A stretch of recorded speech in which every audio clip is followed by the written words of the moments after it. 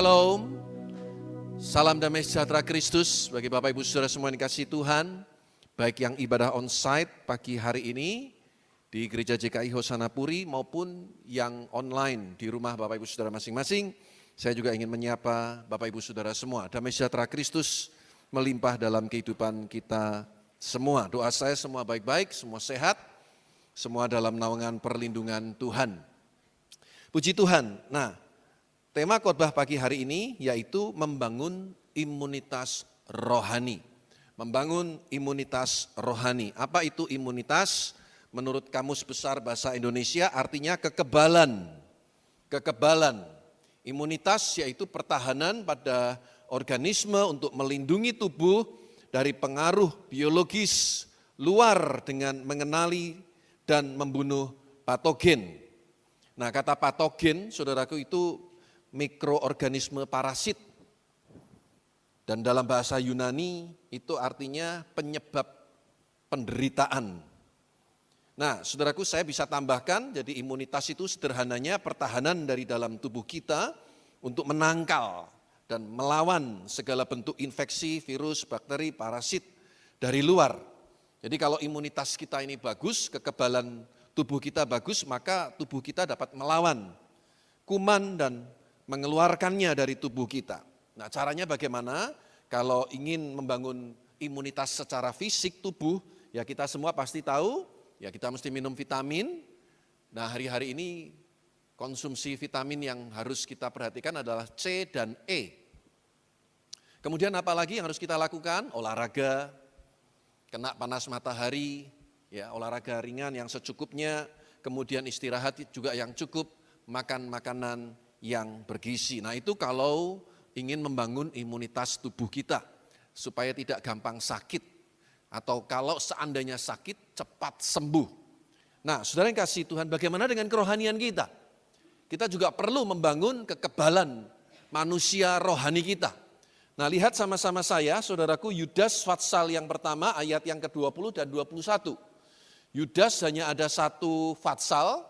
Kita lihat ayat 20 dan 21.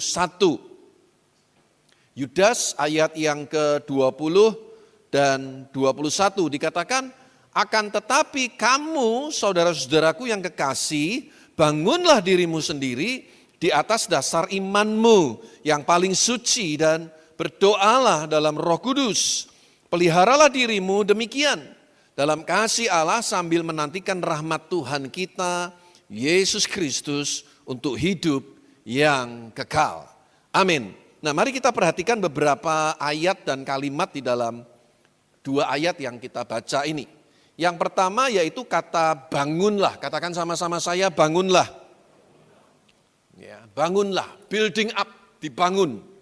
Ya, kalau kita tahu membangun rumah ya, membangun rumah, menata batu batanya, kemudian ya menyiapkan konstruksinya, besinya, dan lain sebagainya. Manusia rohani kita perlu dibangun. Yang setuju katakan amin, saudaraku.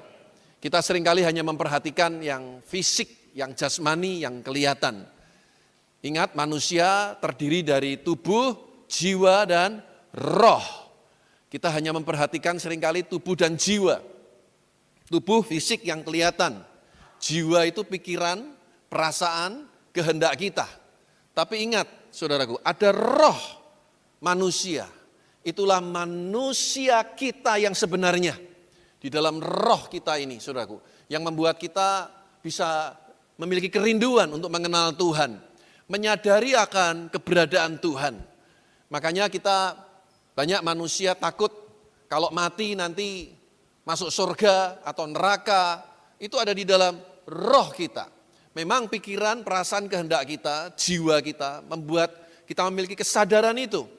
Tapi inti manusia terdalam kita itu sebetulnya adalah roh kita. Nah, lihat sama-sama saya, saudaraku, 1 Timotius 6 ayat yang ke-11. 1 Timotius 6 ayatnya yang ke-11. Tetapi engkau, hai, apa saudaraku? Manusia Allah, katakan sama-sama saya, manusia Allah. Man of God, kalau laki-laki man of God, man or woman of God. Dikatakan jauhilah semuanya itu. Apa yang harus kita jauhi? Baca di rumah ayat yang pertama sampai ayat yang ke-10. Mengenai penyakit, bersilat kata dan mengenai cinta uang. Jadi orang yang mulutnya itu suka fitnah, suka gosip. Bukan cuma mulut ya sekarang ya saudaraku, jari ini juga bisa jadi mulut kita loh. Hari-hari ini, halo? 2 jempol kita ini jadi mulut kita sekarang. Lewat medsos, lewat ya apa yang kita tulis. Dan ternyata itu dikatakan di sini penyakit yang harus disembuhkan, saudaraku. Dan Alkitab katakan juga mengenai cinta uang. Ibadah kalau disertai rasa cukup akan mendatangkan keuntungan yang besar katanya. Ya, banyak orang sekarang cinta uang. Uang tidak salah, tapi kalau udah cinta uang, akar segala kejahatan adalah apa? Cinta uang. Itu yang salah, saudara. Nah, ini mesti kita jauhi. Kalau kita mau bangun manusia rohani yang kuat, sehingga memiliki imunitas yang kuat, ini yang harus kita jauhi. Nanti baca di rumah dan ayat-ayat sebelumnya tentunya ya. Kejarlah keadilan, ibadah, kesetiaan, kasih, kesabaran, dan kelembutan. Inilah nilai-nilai yang harus kita bangun dalam kehidupan kita. Menjadi new creation in Christ. Menjadi ciptaan yang baru di dalam Tuhan.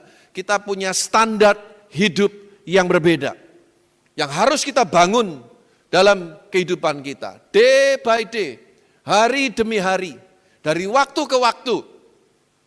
Jangan lengah, jangan sampai kita turunkan standarnya saudaraku. Karena itu akan bisa membahayakan hidup kita sendiri. Anda pernah lihat rumah-rumah yang tiba-tiba runtuh, yang mestinya belum terlalu tua karena konstruksinya. Jembatan yang tiba-tiba runtuh karena konstruksinya, karena bangunnya nggak benar. Ukuran semen pasirnya diubah semuanya demi keuntungan yang lebih besar. Akibatnya merugikan banyak orang. Jadi saudaraku, bangun manusia rohani itu. Karena kita sekarang menyandang status yang baru. Men and women of God. Manusia-manusia Allah, bukan manusia-manusia duniawi yang hidup dikuasai oleh hawa nafsu, dikendalikan oleh emosi, yang dikuasai oleh pikiran-pikiran yang jahat. Kita harus buang semuanya itu. Kita harus tinggalkan semuanya itu. Saudara, manusia itu selalu punya yang namanya dark side, sisi gelap. Hari-hari ini saudaraku, kekristenan memang sedang mengalami goncangan yang luar biasa. Karena banyak dark side, sisi-sisi gelap dari pendeta-pendeta, baik di Indonesia maupun di dunia, yang terbongkar. Kalau sisi gelap itu bukan soal moral, masih bisa dimaklumi saudaraku. Tapi ini soal moralitas, soal kekudusan hidup. Dan ini sangat-sangat mengganggu, saya sedih mendengar ini saudaraku. Bahkan ada survei yang mengatakan bahwa tokoh-tokoh di Alkitab itu hanya 30%, ini yang di Alkitab ya. 30% yang betul-betul finishing well dalam hidupnya. Yang mengakhiri hidupnya, pelayanannya betul-betul finish dengan well, finish dengan bagus, mengakhiri dengan penuh kemuliaan Tuhan. Tidak banyak saudaraku, 70%-nya enggak finish dengan well. Ya, saudaraku, kita mungkin ingat Salomo. Walaupun memang Tuhan pulihkan, tapi sebetulnya dia nggak finish dengan well, dengan bagus, saudaraku. Tidak mengakhiri dengan bagus. Yudas Iskariot, salah satu murid Yesus, bunuh diri. Dan masih banyak lagi, saudaraku, di dalam Alkitab. Ya, Raja Saul, nggak finishing well sebetulnya. Imam Eli, anak-anaknya kacau semuanya. Saya kasih Tuhan, saya berdoa supaya Anda betul-betul memperhatikan manusia rohani kita. Karena inti manusia itu ada di dalam rohnya. Bangunlah manusia rohani kita. Karena kita sekarang menyandang status yang baru sebagai manusia Allah. Lihat saudaraku, sama-sama saya, Efesus 5 ayat yang ke-14. Efesus pasal yang ke-5. Ayatnya yang ke-14, dikatakan itulah sebabnya dikatakan bangunlah hai kamu yang tidur, dan bangkitlah dari antara orang mati. Dan Kristus, katakan sama-sama, akan bercahaya atas kamu. Orang Kristen yang rohaninya tidur, itu sama dengan cahaya Kristusnya enggak nampak, redup. Jadi enggak kelihatan. Kadang orang terus bisa lihat, nampak keluar dalam kehidupan kita sehari-hari. Mukanya gelap, enggak ada senyum, matanya kejam pandangannya. Enggak ada kemuliaan Tuhan di dalamnya. Bukan soal karena kita kena panas terik matahari lalu kulit kita jadi gelap, bukan soal fisik itu, tapi auranya. Ngerti ya maksud saya ya? Dekat sama dia tuh auranya enggak enak gitu ya. Ada satu pengaruh-pengaruh yang rasanya negatif mempengaruhi kehidupan kita. Hati-hati saudaraku. Makanya Paulus mengingatkan, ayo bangun, bangun, bangun yang tidur, ya, yang mati, bangkit. Harus bangun saudaraku. Sadar. Kalau orang bangun itu sadar. Orang tidur itu enggak sadar saudaraku. Betul? Betul enggak saudaraku? Kalau orang sadar tuh ya bangun begini ini sadar kita. Tapi kalau orang tidur kan kita enggak sadar. Istri saya tuh sering bilang gini, aku tuh enggak bisa tidur. Hane, semalam kamu tuh ngorok loh. Enggak sadar dia saudaraku. Ya. Demikian juga saya sebaliknya, aduh aku semalam enggak enak tidurnya. Dia juga ngingetin saya, kok kamu semalam tuh ngorok loh. Ya, mendengkur gitu katanya. Oh iya tah.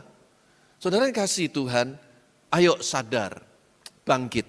Yang hari-hari ini mulai lesu semangatnya untuk baca firman, untuk berdoa. Yang lesu, saudaraku, pengharapannya, selalu pesimis, selalu negatif thinking. Coba hati-hati, jaga hatimu dengan segala kewaspadaan, karena dari situlah terpancar kehidupan. Amin, saudara. Ini kita mesti bangun, hati-hati saudaraku, dengan kehidupan ini. Nah, saya mau kutip kalimat yang diucapkan oleh Martin Luther King Jr. Kalau bisa ditampilkan, ya, dia pernah bilang begini, life is not worth living until you found something worth dying for. Bisa ditampilkan? Oke, enggak bisa? Oke, no problem. Ya, life is not worth living until you found something worth dying for. Artinya apa saudaraku? Hidup itu enggak layak untuk dihidupi sampai engkau menemukan sesuatu yang layak engkau perjuangkan sampai engkau mati. Ngerti enggak maksudnya saudaraku? Hidup itu enggak layak dihidupi sampai engkau menemukan sesuatu yang layak engkau perjuangkan sampai mati. Satu nilai-nilai, prinsip-prinsip kehidupan yang mesti engkau perjuangkan. Nah, Martin Luther King Junior ini adalah pejuang kulit hitam. Bagaimana dia memperjuangkan, berusaha menghapus perbudakan yang ada di Amerika tahun-tahun itu. George Washington, presiden Amerika pertama, dia itu punya banyak budak. Sebagai seorang presiden tentunya dia punya banyak budak kulit hitam, orang-orang Afrika, saudaraku. Dan dia pernah berpesan begini, karena dia sangat mengasihi budak-budaknya. Dia bilang begini, nanti kalau aku mati, bebaskan mereka semua. Sebab budak zaman dulu itu kalau sudah jadi budak, ya selama-lamanya anak istrinya semua jadi budak. Jadi pelayan dari tuannya. Tapi dia berpesan, kalau aku dan istriku sudah mati, semua boleh bebas.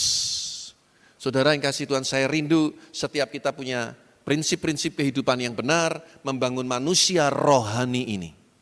Amin, saudaraku. Yang kedua, saya ingin Anda memperhatikan kalimat yang ada di ayat 20 tadi, yaitu kita dibangun di atas dasar iman yang suci. Nah, ini penting saudaraku ya. Fondasinya mesti benar. Apa fondasinya saudara? Iman. Katakan sama-sama saya iman. Ingat, Ibrani 11 ayat 1, iman itu adalah dasar dari segala sesuatu yang kita harapkan dan bukti dari segala sesuatu yang tidak kita lihat. Semua iman, saudaraku. Kalau sudah kelihatan, bukan iman lagi. Tapi yang namanya iman, belum kelihatan. Tapi dasarnya engkau bisa percaya karena engkau yakin akan apa yang Tuhan katakan. Iman kita bukan iman emosi, iman sembarangan. Tapi iman yang benar, iman yang suci. Iman yang betul-betul tertuju kepada Tuhan. Bukan dengan motivasi-motivasi yang lain. Tapi iman yang suci, benar-benar tulus di hadapan Tuhan. Ini dasar yang harus kita miliki. Saya kalau nggak punya dasar yang benar dalam melayani Tuhan, mungkin saya nggak akan ada di Semarang. Karena banyak sekarang hamba-hamba Tuhan yang motivasinya pelayanan, tapi sebetulnya menjadi sebuah profesi untuk mencari nafkah kehidupan. Ini kalau enggak kita jaga hati bahaya, saudara. Ya. Oleh sebab itu, mari saudaraku, dasar iman yang suci. Suami istri, ingat kalian dulu bagaimana masih berpacaran, PDKT, sampai kemudian mulai timbul rasa cinta, dan kemudian mengambil komitmen untuk mengikatkan diri dalam pernikahan yang suci. Saya selalu dalam konseling pranikah, saya selalu bertanya, yakin enggak dari Tuhan? Calon suamimu atau calon istrimu ini. Kalau enggak yakin, balik doa lagi, sembahyang lagi. Minta hikmat Tuhan. Tunda semuanya, enggak usah buru-buru. Karena menikah bagi orang Kristen once in a lifetime. Satu kali sampai maut memisahkan. Amin. Jadi pikirkan betul-betul. Dasarnya mesti iman yang benar, saudaraku. Kalau masih ragu-ragu, saudaraku berdoa lagi. Kenapa saya katakan itu? Supaya di kemudian hari, ketika terjadi perbedaan pendapat, ketika ada konflik, ketika ada masalah dalam rumah tangga, nggak akan nyalain Tuhan. Nggak akan nyalain Tuhan. Karena kita tahu semua karena Tuhan. Dan memang pasti ada sisi keputusan manusia yang dibuat. Betul nggak saudaraku? Nggak mungkin terus tau-tau menikahan gitu, nggak ada kan. Kita buat keputusan, oke, aku ambil kamu sebagai istriku yang sah dan satu-satunya. Dan kita katakan kepada, kalau yang mempelai wanita bilang, aku menerima engkau, mengambil engkau sebagai suamiku yang sah dan satu-satunya. Keputusanmu. Anda yang buat decision. Makanya kalau dasarnya nggak benar, saudaraku, ada yang dasarnya hanya lust atau nafsu, saudaraku, atau harta, saudaraku. Biasanya pernikahan seperti itu tidak akan langgeng. Kehidupan kekristenan kita, kalau kita ingin memiliki imunitas rohani yang kuat, Anda mesti bangun di atas dasar iman yang suci. Haleluya, saudaraku. Ingat, iman hanya timbul dari pendengaran dan pendengaran akan firman Kristus. Kita lihat sekarang 2 Korintus pasal yang ke-7 ayatnya yang pertama. 2 Korintus pasal yang ke-7 ayatnya yang pertama. Dikatakan, saudara-saudaraku yang kekasih, karena kita sekarang memiliki janji-janji itu, marilah kita menyucikan diri kita dari semua saudaraku? Pencemaran jasmani dan rohani, dan dengan demikian menyempurnakan kekudusan kita dalam takut akan Allah. Saudara, ini ayat yang saya pakai kalau ada orang tanya, Pak, di mana ayatnya nggak boleh merokok? Ya, ini ayatnya. Jauhilah pencemaran jasmani dan rohani. Saya ini kalau kena asapnya aja kepala saya sudah cekot leher saya langsung kenceng. Jadi kadang kalau udah deket gitu rasanya mau emosi juga nih, nggak kuat gitu ya. Saudara, ini yang firman Tuhan katakan. Ayo jauhkan dirimu dari semua bentuk-bentuk pencemaran jasmani, tapi juga pencemaran-pencemaran rohani kita. Amin, saudaraku. Jauhi, jangan merasa kuat, jangan merasa hebat, saudaraku. Jangan mencobai Tuhan. Supaya iman kita ini tetap murni dan suci. 1 Timotius 1 ayat 19. 1 1 Timotius 1 ayat yang ke-19 ada istilah yang bagus di sini saudaraku untuk mengingatkan kita semua. 1 Timotius 1 ayat 19, baca sama-sama, 2, 3. Beberapa orang telah menolak hati nuraninya yang murni itu, dan karena itu kandaslah iman mereka. Banyak orang Kristen yang hari-hari ini kandas imannya. Apa itu kandas? Seperti kapal yang karena tidak mendapatkan daratannya begitu dangkal, akhirnya dia kandas. Kapal itu tidak bisa berlayar. Banyak orang yang kandas imannya di tengah jalan. Saya berdoa supaya Anda memperhatikan iman Anda masing-masing. Bukan orang lain yang tahu kondisi iman kita. Hanya diri kita sendiri yang tahu. Maka Anda mesti bangun, Anda harus ngerti, memelihara, menjaga iman yang suci itu. Yang ketiga, saudaraku, yang kita harus perhatikan di sini, masih di ayat 20, yaitu kalimat berdoa dalam Roh Kudus. Perhatikan ini. Berdoalah dalam Roh Kudus. Kalau Anda ingin memiliki imunitas rohani yang kuat, sehingga bisa menangkal semua virus-virus penyakit rohani, pencemaran rohani. Ingat saudaraku, yang ketiga di sini dikatakan berdoalah dalam Roh Kudus. Nah, apa artinya berdoa di dalam Roh Kudus?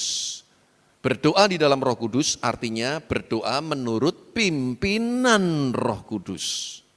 Bukan berdoa menuruti keinginan hawa nafsu.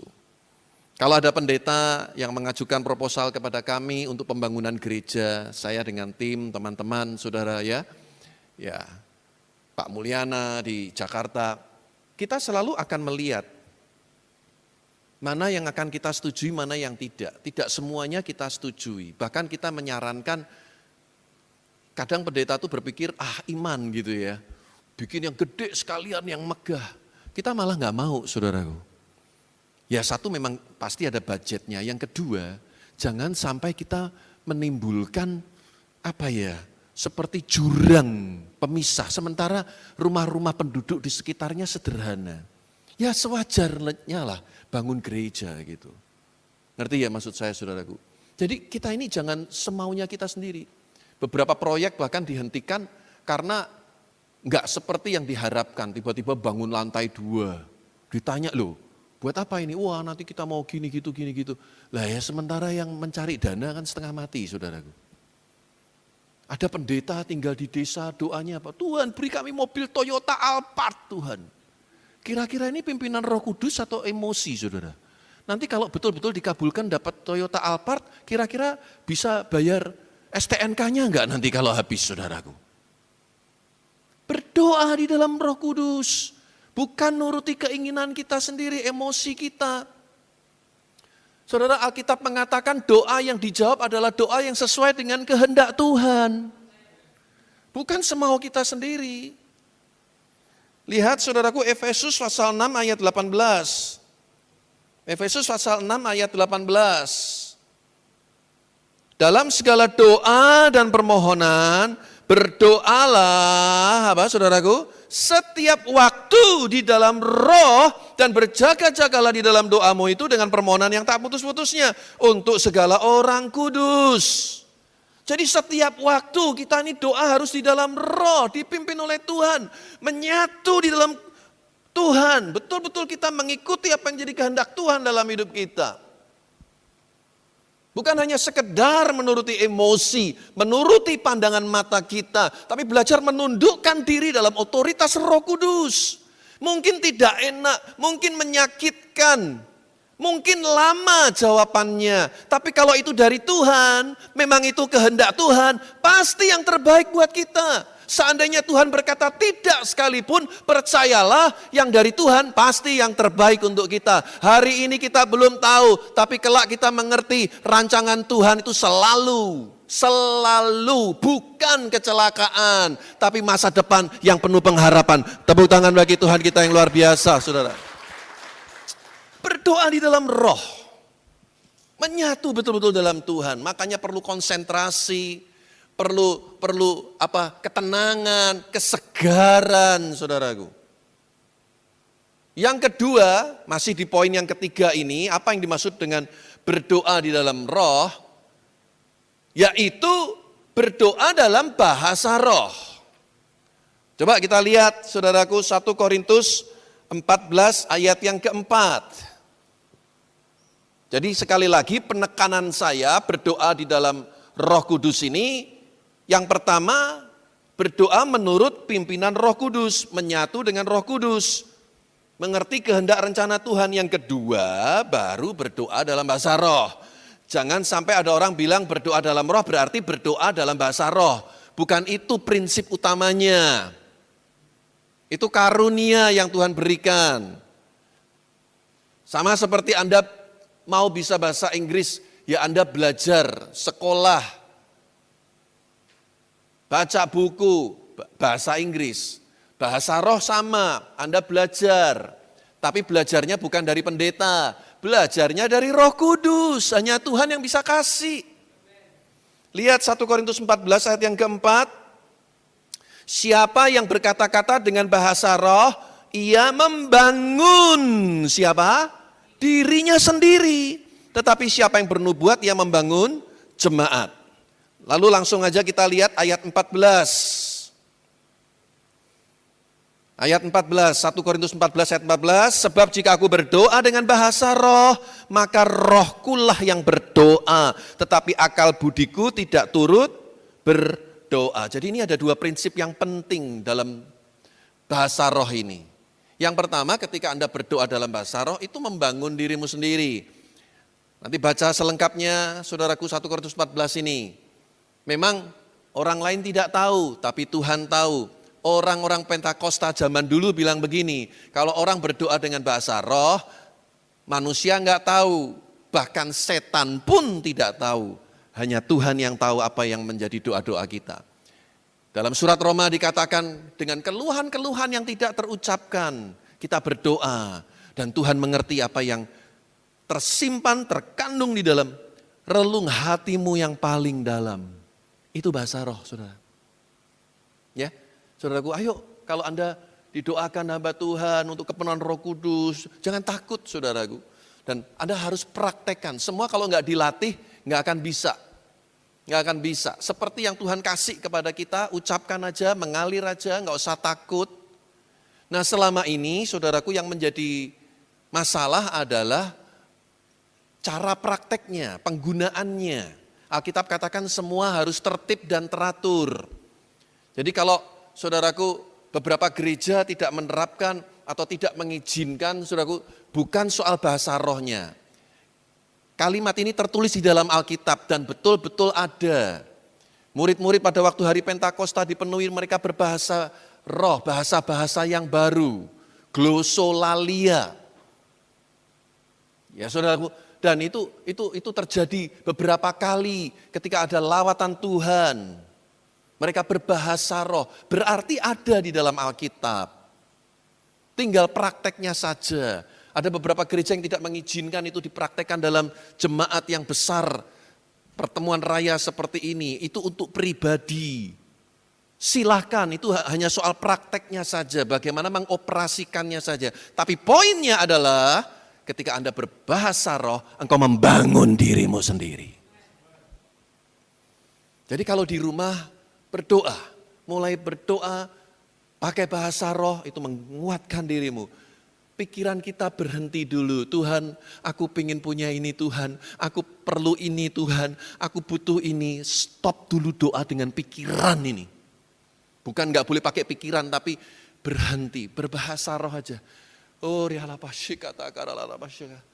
Tuhan tahu apa yang ada di dalam hati saya. Apa yang sedang saya gumulkan. Kadang saya sudah habis kata-kata saya, tapi ketika saya berbahasa roh, saya sedang membangun diri saya sendiri. Dan hanya Tuhan yang tahu apa yang ada di dalam hati saya yang paling dalam. Amin, saudaraku. Kalau Anda tidak, Pak saya kok nggak bisa ya Pak doa pakai bahasa roh. Saya percaya bukan berarti Anda tidak ada Roh Kudus. Saya percaya di dalam hatimu, hidup kita semua ada Roh Kudus. Hanya masalahnya mungkin Anda nggak berani, Anda takut. Ya, saudaraku, tapi saya percaya yang nomor satu itu yang penting, Anda ketika berdoa betul-betul dengan segenap hatimu mengikuti pimpinan Tuhan dalam kehidupan kita masing-masing. Amin, saudaraku. Dan yang keempat, yang terakhir, ada kalimat di ayat yang ke-21 yaitu peliharalah dirimu dalam kasih Allah. Yang keempat, yang terakhir, kalau Anda mau punya imunitas rohani yang baik, harus dipelihara hidup kerohanian kita, hidup kita masing-masing ini di dalam kasih Tuhan. Dalam bahasa Yunaninya kata pelihara ini yaitu tereo, artinya to keep, to guard, menjaga, memelihara. Hidup ini harus di maintenance, harus dirawat. Saudara yang punya mobil, perlu nggak yang namanya perawatan? Perlu. Rumah perlu dirawat? Perlu. Tubuh perlu dirawat nggak? Perlu. Manusia roh itu juga perlu dirawat. Caranya bagaimana? Salah satunya adalah beribadah. Ibrani 10 ayat 25. Ibrani 10 ayat 25. Mari kita baca sama-sama satu ayat ini. 2, 3.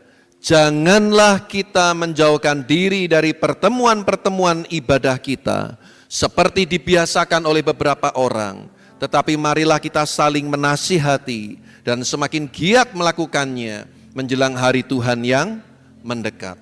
Nah, perhatikan kata pertemuan-pertemuan ibadah. Dalam bahasa Yunaninya episunagoge, yang artinya a gathering together in one place. Berkumpul bersama di satu tempat. Memang hari-hari ini kita perkecualian. Saya yakin kita bisa mengerti dan kita semua bisa memaklumi beberapa masih belum nyaman untuk ibadah on-site seperti sekarang yang kita lakukan.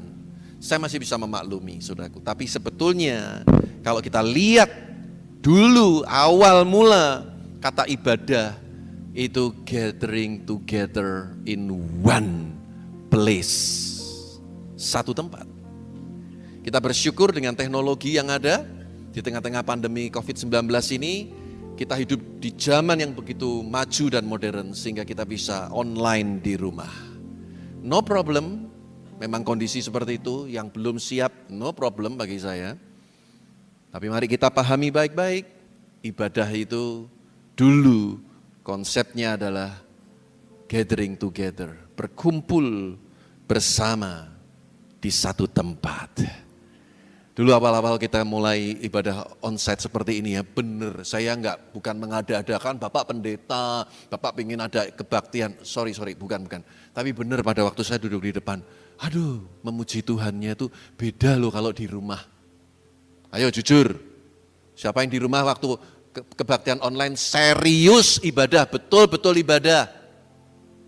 Jangan-jangan ngambil kuaci, ngobrol sana, ngobrol sana. Halo? Tuh pura-pura enggak denger. Iya kan? Beda. Terus apa lagi? Ibadah itu apakah cuman ibadah ya seperti sekarang ini, memuji, menyembah Tuhan lalu dengan persekutuan pribadi dengan Tuhan. Itu ibadah. Jadi berdoa bukan cuma di gereja, di rumah. Baca Alkitab bukan cuma di gereja, di rumah-rumah kita masing-masing. Harus punya. Ini untuk merawat nih, imunitas rohanimu makin hari makin kuat.